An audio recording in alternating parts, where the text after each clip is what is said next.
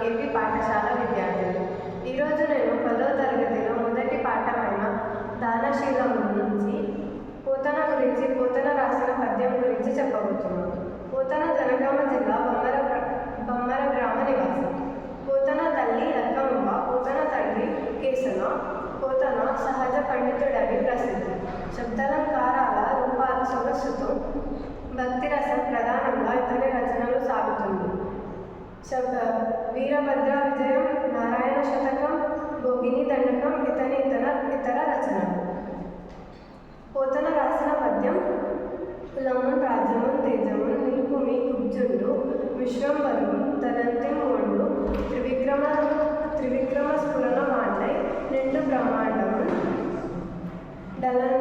గలండే మాన్పనుకుండు నా పలుకు లాకవింపు వలది దానమున్ గీనము బనుకుమా వర్ణెన్ వదానోత్తమ. దీని భావం: దాతల్లో